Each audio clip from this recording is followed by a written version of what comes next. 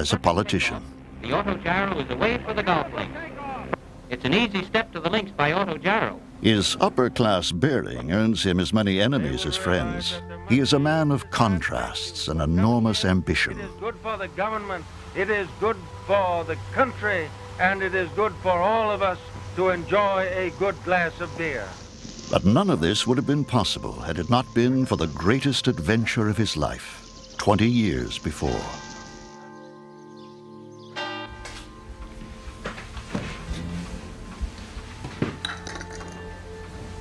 June 1911. Hiram Bingham packs for a journey to the jungles of Peru. His goal is to seek out the legendary lost city of the Incas.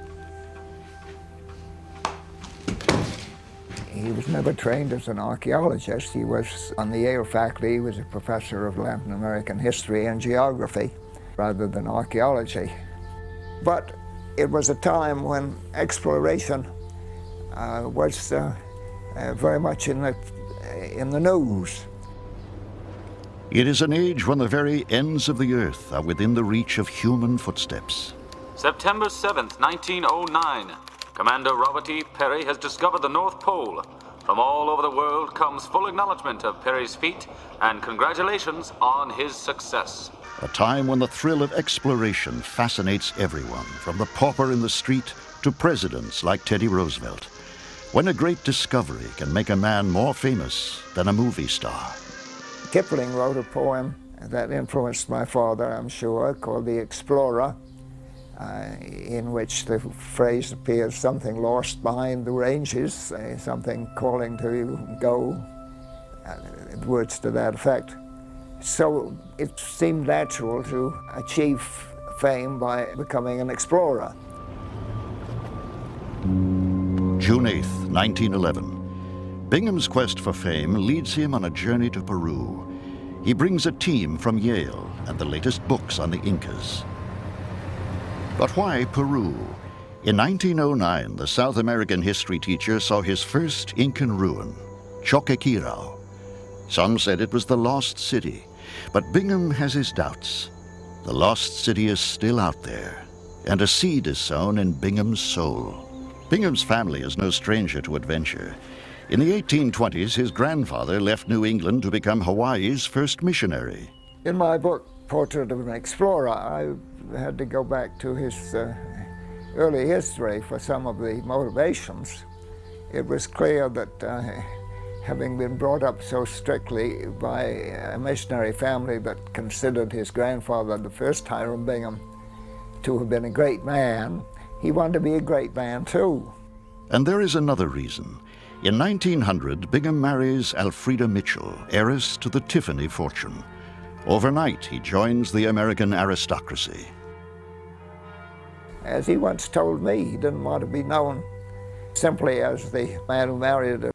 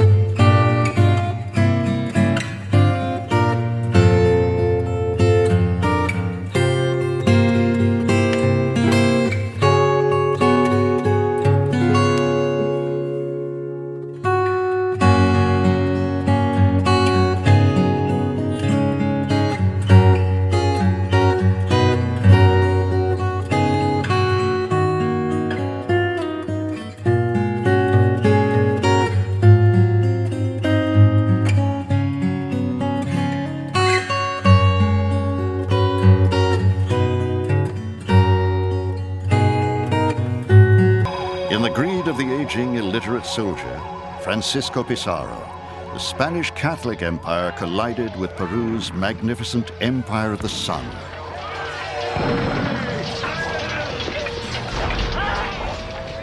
The conquest was short and brutal. In 1533, Pizarro and his men descended on the golden streets of Cusco.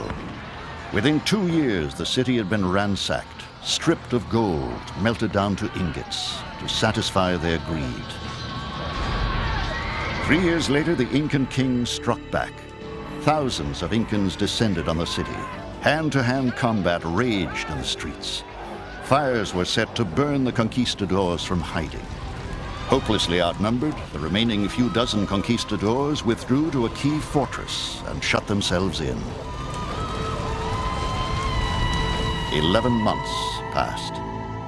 Eventually, the Incan forces dispersed, returning to their fields. The Spanish held out. Reinforcements arrived.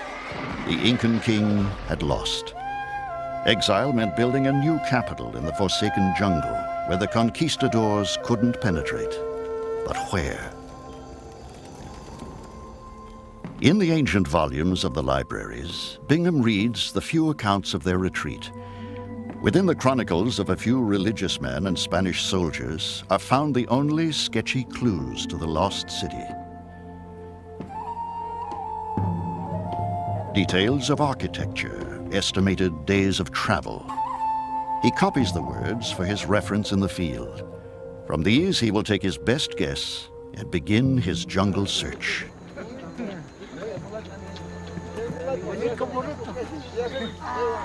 Bingham's final preparations for the journey take him to the outlying valley of the Urubamba to acquire mules to carry loads and gear. Peru has changed greatly in 400 years, yet the ancient culture is still reflected in daily lives of the Peruvian people. In their language, Quechua, which the Inca imposed on the conquered people to unify the empire. In their customs and traditions, weaving and textiles, which were traded as a form of currency, and the pure-blooded faces of the people themselves. Even in 1911, no day is begun, no voyage undertaken, no harvest complete without the permission of the gods. In the jungle.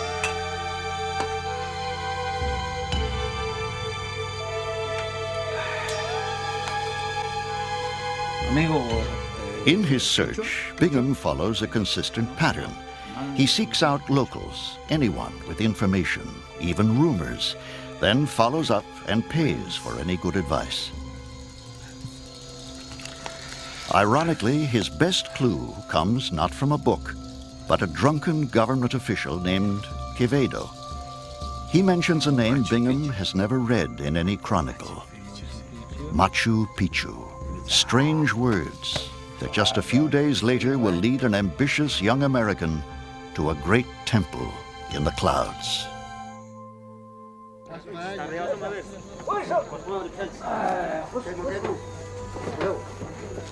By July 19th, Bingham is ready to head out. He will leave Cusco and head north along river valleys with only sketchy maps and fragmented descriptions from the Spanish chronicles to guide him. But he cannot succeed alone. A military escort is assigned by the local prefect, a Sergeant Carrasco, who is charged with accompanying him everywhere and to serve as a translator of the Quechua language. Also with him will be fellow Yale man Dr. Harry Foote, the expedition's naturalist and collector of insects and specimens from this little-known part of the world. Bingham writes to his wife, My dearly beloved, nearly all the last things have been done. It remains to pack my trunk, which stays here, get some sleep, pack my duffel, and then start for the interior. The valley of the Urubamba is enchantingly beautiful, still terraced in the Incan style. This is one of the loveliest valleys in Peru. It was a favorite resort of the Incas. I do want you to see this. It is worth it at all costs. The mountains are indescribably grand when one can see 10,000 feet of them. as he wrote in the letter that I found in the papers to his father at the time of his starting on his first expedition, that he felt the blood of his ancestors stirring in his veins, and that he felt was part of his genetic inheritance to want to travel and explore. There is a new government road which Bingham follows into a region visited only by local Indians since Incan times.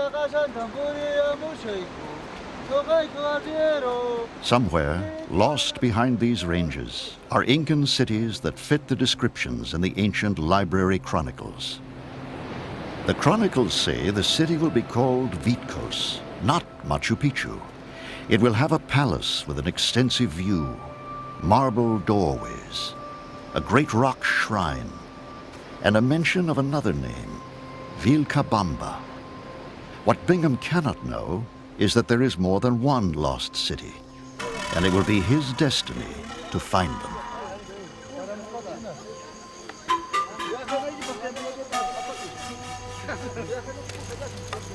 On July 24th, Bingham and his team are camped near the spot where the drunken Quevedo has told them of ruins.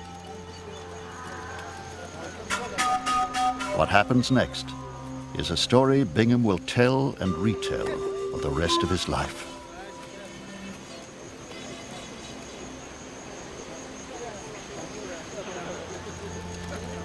On the sixth day out from Cuzco, we arrived at a little plantation called Mandor Pampa.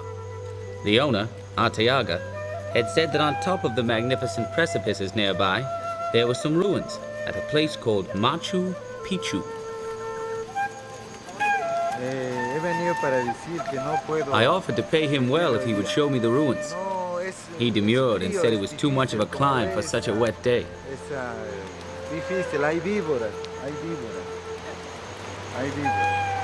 But when he found that we were willing to pay him a sol, 3 or 4 times the ordinary daily wage in this vicinity, he finally agreed to guide us. Bueno, tal vez el tiempo cambia.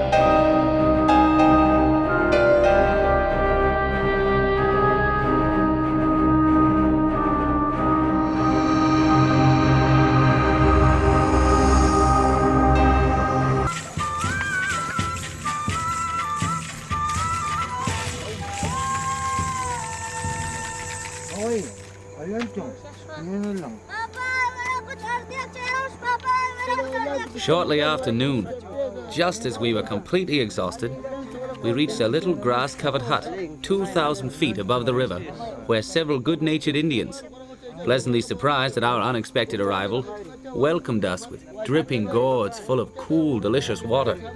Then they set before us a few cooked sweet potatoes. Valentin Chan.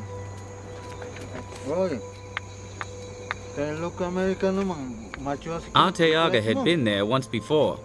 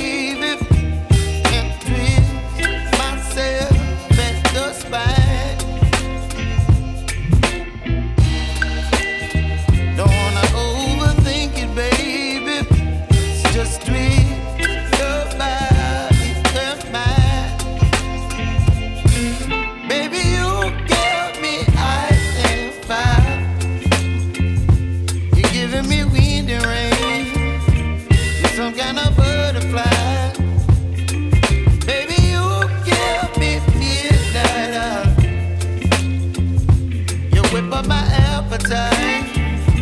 Don't leave me here high and dry. Oh, but I don't wanna jinx it, baby. Let's not get ahead of my time. Oh, but I don't wanna miss you, baby. So I stand up and speak just my mind. Oh.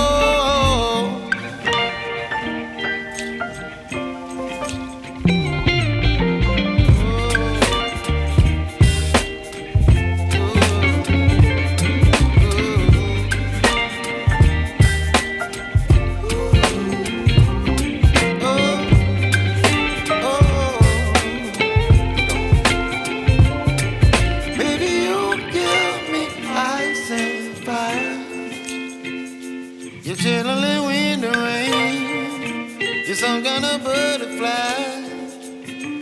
Baby, you give me midnight. You whip up my appetite. Don't leave me here high and dry. Baby, you give me ice and fire. You're channeling wind and rain. You're some kind of butterfly.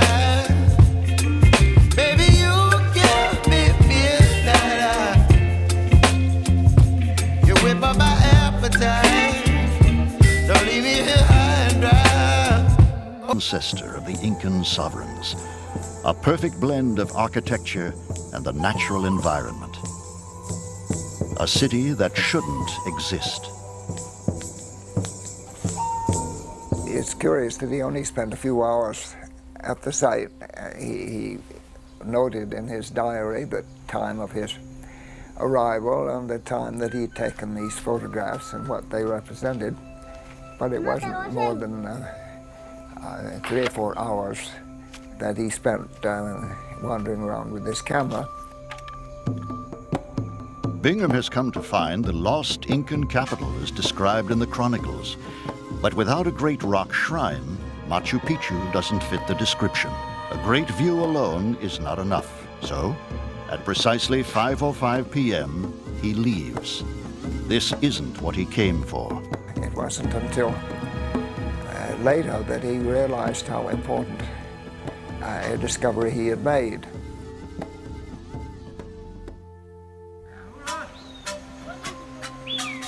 On July 25th, 1911, Hiram Bingham, looking for the lost Incan city, moves deeper into the uncharted valley of the Urubamba, confused and puzzled by the spectacular ruins he has just discovered at Machu Picchu. August begins with a week of fruitless searching. August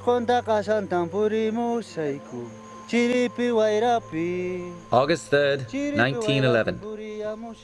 My dearly beloved, at last we're at Santa Ana, staying at the fine sugar estate of Senor Pedro Duque.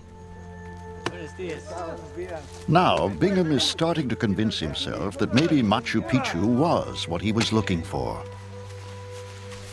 Yesterday, after a long conference with Senor Duque, I came to the conclusion that my new ruins, the fine ones at Machu Picchu, must be those referred to in the chronicles by the name of Vitkos. Local Indians tell Bingham of extensive ruins deep in a valley called Vilcabamba.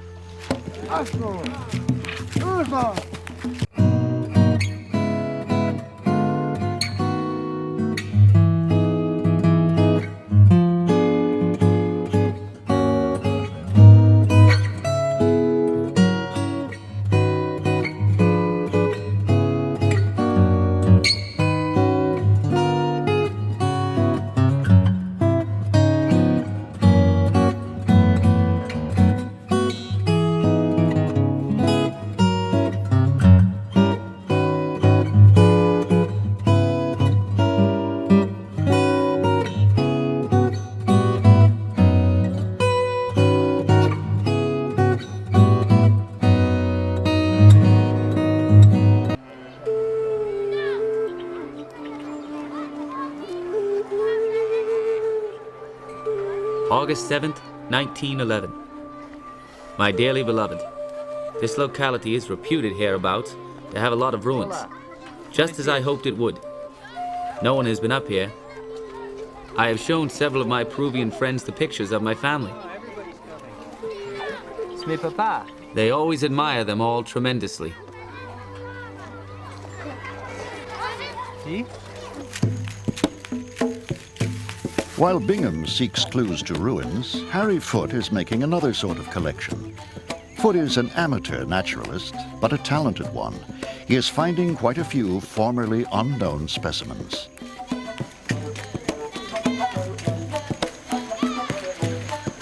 The villagers of Lucma tell Bingham of nearby ruins with a great granite shrine, just as the chronicles predict. With an Indian guide and the local lieutenant governor, he heads for the site.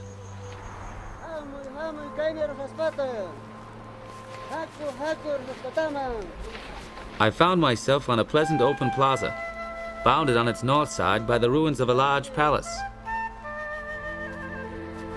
The view from the plaza is a particularly extensive one on all sides. To the north and south are snow-capped mountains, and to the east and west, deep, beautiful valleys.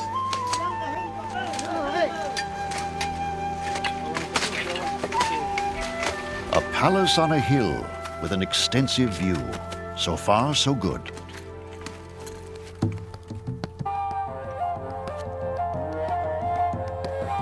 And at the center of the ruin, a building more than 200 feet long and 43 feet wide. A masterpiece of Incan architecture.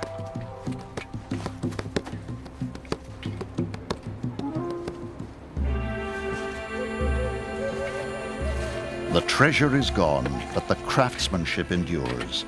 Doorways of solid granite, 6 to 8 feet thick, quarried, shaped, and moved up the slopes by hand. Enough remains of this building to give a good idea of its former grandeur. It was indeed a residence fit for a royal Inca, an exile from Cuzco. Is this Vitcos? There is only one way to be sure. Find the great rock shrine.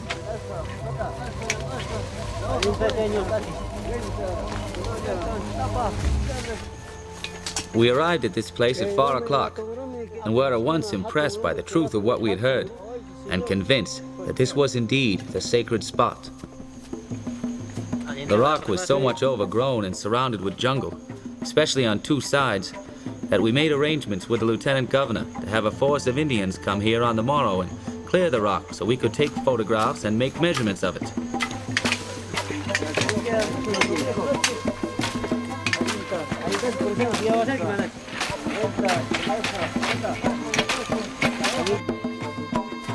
Ok, senhores. Por favor, arriba.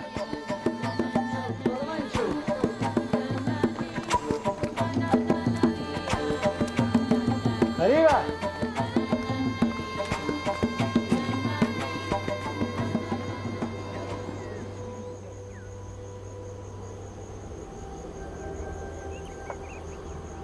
Bingham is convinced. This is the holy shrine of Vitcos. To the Spanish, a nest of pagan demons. But for the Incans, this was a sacred shrine, abode of the gods, bursting with power. A place to make sacrifices, to ask for help with crops, to foretell the future, to beg for protection. The rock is final proof that Bingham has found Vitcos, the ancient capital. But is it the last Incan city?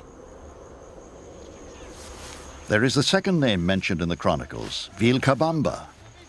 There could be another palace still hidden. Bingham carries on, reliving the final chapters of the Incan Empire.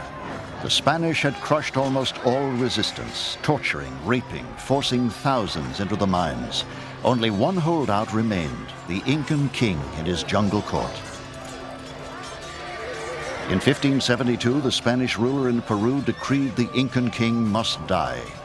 They found he had escaped from Vitcos, but the Spanish resolve was fierce, and Bingham is just as determined. An Indian gives Bingham information. There are some ruins, sometimes called Vilcabamba the Old, a few days away through dense, steep jungle. This is hay ruinas. Sí.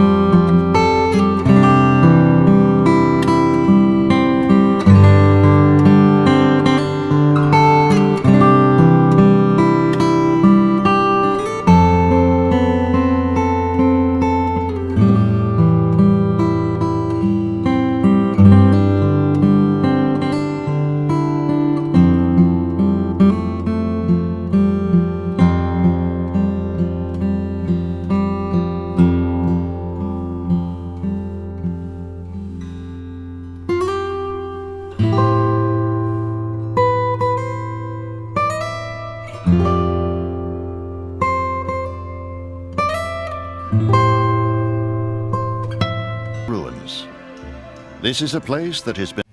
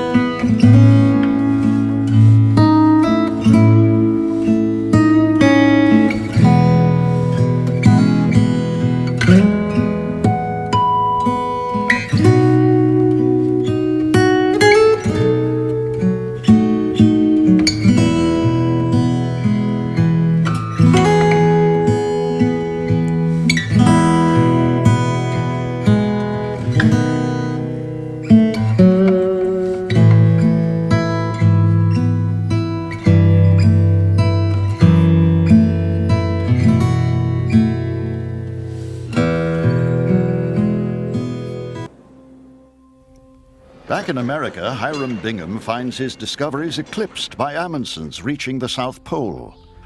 With the South Pole conquered, the age of exploration is declared complete. But Bingham's return thrills his family. Elfrida and their 6 sons are deeply proud of their explorer and his exotic discoveries. Elfrida is also relieved she has found running the household alone exhausting. But Bingham can't stay. His instincts tell him the ruins still have more secrets to reveal. He spends months trying to raise money for another mission. And in February 1912, a lucky break. The editor of National Geographic magazine attends one of his slideshows.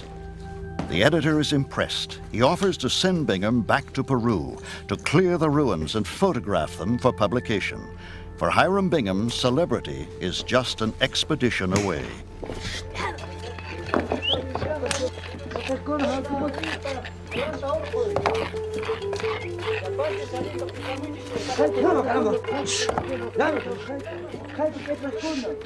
By July 1912, Bingham is back in Peru. He seeks to solve the riddle of Machu Picchu. Who built it and why?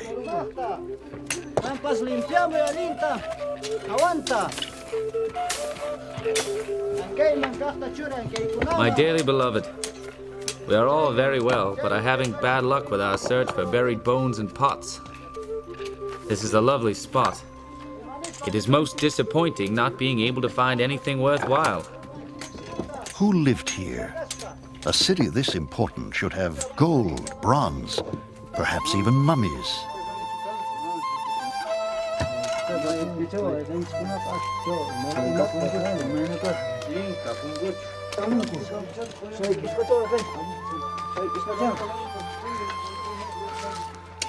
We finally offered a prize of 1 sol to any workman who could report the whereabouts of a cave containing a skull and who would leave the cave exactly as he found it.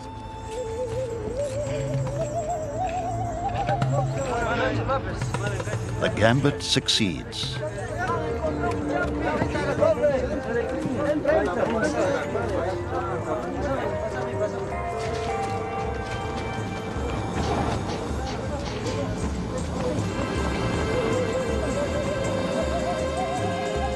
At last, Machu Picchu is beginning to give up its secrets.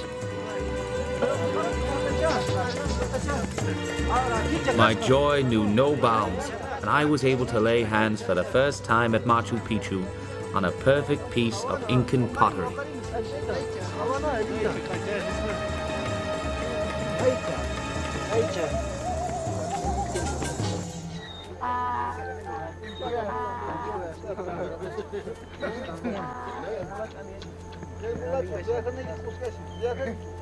Bingham immerses himself in the Incan realm.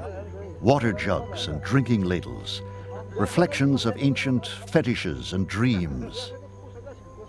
A lucky hunchback, a puma, a croaking frog, charms and implements left with the dead for use in the next world, a world so close Incans saw ghosts often, and mysteries that the deeply spiritual Incans sensed all around them. 3 months of clearing reveal a wonder.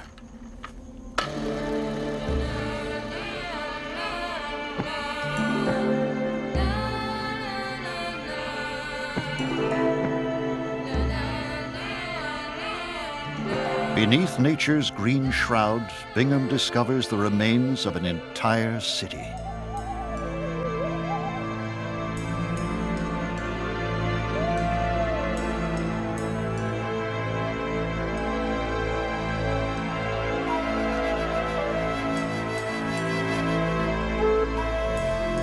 Bingham is amazed by what he sees. In these houses, husbands, wives, and their children once lived beneath thatched roofs, and staircases, 3,000 steps, winding their way through the city like snakes. Over 100 terraces carved into the mountainside, fields of potatoes and maize.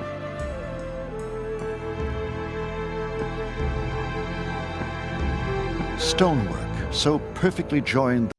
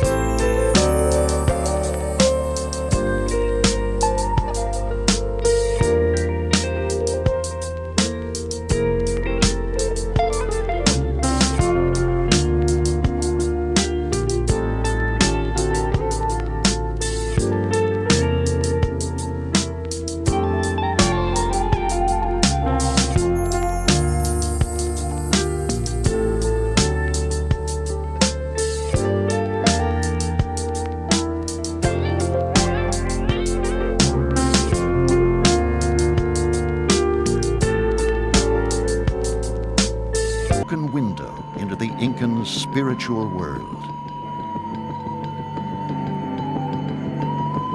Architecture of sublime perfection. Stonework so precise only one person would have been worth the effort. An Incan king. Bingham christens this compound the King's Group, a palace for the Son of Gods, surrounded by a legion of priests and servants who attended his royal majesty. A king dressed in cloaks of the finest fabrics, some even made of bat skin. But there was one place where even the king was humbled. The Intihuatana, compass, observatory, and shrine. One of the few in all Peru not smashed by the conquering Catholic Spaniards.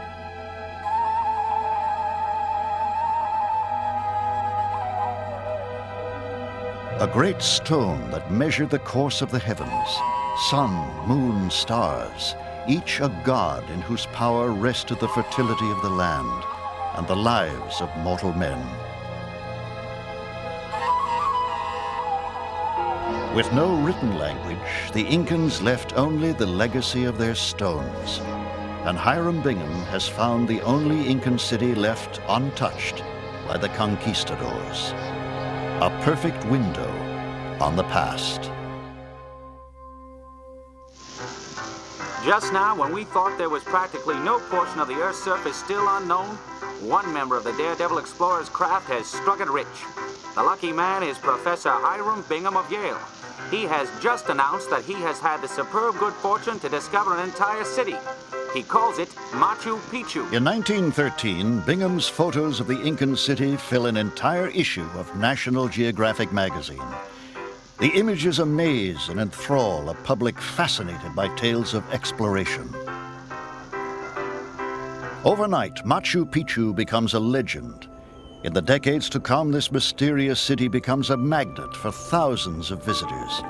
Tourists, scholars, and film crews flock to the ruin, seeking to understand its riddles and get a glimpse into a lost Incan past. Rested undisturbed until the expedition of Dr. Hiram Bingham cleared away. For Hiram Bingham, the city gives him what he always wanted: fame and entry into the inner circle of the world's greatest explorers. His fame reached its peak at a dinner that he was asked to be present at when Peary, the discoverer of the North Pole, and Amundsen, the discoverer of the South Pole, met before the cameras at a big dinner at the headquarters of the National Geographic Society. That certainly gave him a sense of his importance as an explorer. Building on his fame as an explorer, Bingham enters politics. By 1925, he leaves his post as governor of Connecticut to serve in Washington as a senator. An amendment to the federal Constitution. Bingham adores the status and attention.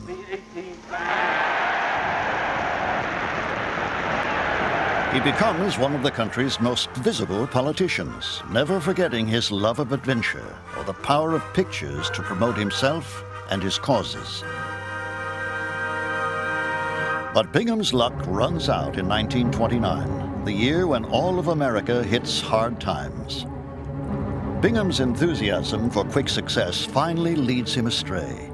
He hires a lobbyist and becomes embroiled in a conflict of interest scandal. Bingham has earned many enemies. Fellow senators resent his money, his aristocratic manner, and his habit of correcting their Latin. The Senate seizes on his mistake. Bingham is formally censured by his peers, a humiliating blow. Bingham loses the next election in 1932, the same year that Alfreda, his long-suffering wife, leaves him. Bingham's meteoric rise has finally come to an end. But through it all, Bingham never forgets about Machu Picchu. Over the years, he retells the story of his greatest discovery over and over again. In 1912, thanks to the support of the National Geographic Society and of Yale University, we were able to go back and spend 4 months in clearing the ruins of the mighty jungle that had accumulated there over 300 years. And in 1948, the man and the city come together one last time. Bingham is invited to dedicate the highway that will lead tourists up to Machu Picchu. Ironically, Bingham pays little attention to the other cities he found in 1911, both last refuges of the Incan king. Neither city excites the public the way Machu Picchu does. While he had a distinguished career in other fields, his name is remembered primarily as the discoverer of Machu Picchu, and he naturally wanted it to appear as important as possible. To the end of his life, Bingham inflates the importance of Machu Picchu. He declares it to be both the birthplace of the Incan Empire and its final refuge. Bingham dies in 1956, never learning the answer to the greatest puzzle of all. Who built this lost city and why?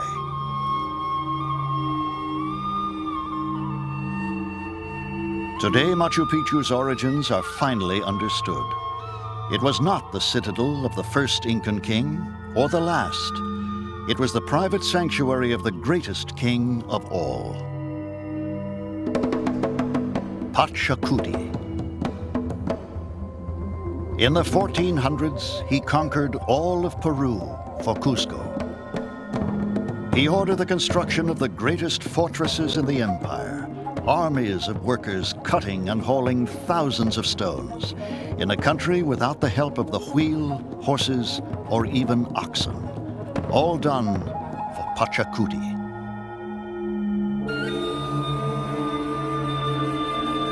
But in the winters, he came to Machu Picchu, his personal retreat, a place to rest and entertain leaders of the empire. But Bingham found no trace of the king, no gold or silver. Instead, the pots and bones in the caves belonged to the king's servants, the men and women who built the city. Pachacuti died in 1470. His body returned to Cusco. But Machu Picchu remained his, even in death. Only his servants were allowed to stay, living out the rest of their days in obscurity. Ironically, the city that was once home to the greatest Inca of all was in time forgotten, even by the Incans themselves. While war raged below with the Spanish, the city on the mountaintop remained untouched, unknown. It remained unchanged until 1911, when one man, dreaming of glory, stumbled upon this Incan wonder.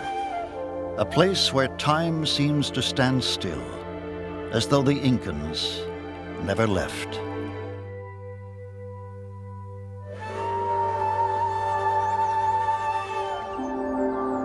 "500 years ago, the mountains were gods, the thunder their voice, the sun their ruler, and the Incans their people. In the 1400s, this great Renaissance produced magnificent monuments. Golden art created. An empire flourished. Halfway around the world, at exactly the same time, another empire was growing, Spain. Cities of just 50,000 people, a poor country with great ambitions and little tolerance for those who did not worship their God. Their churches strained to reach the sky, leaving the world and nature far behind. Inside, believers were given glimpses of God and the afterlife to come. In 1532, this empire of God collided with the Incan Empire in Peru. Appalled by sacrifice, but amazed by gold, the Spanish took over, leaving ruins in their wake. But one Incan temple survived the conquest. A sacred city built to be near the gods. Rocks carved to join with nature, not to transcend.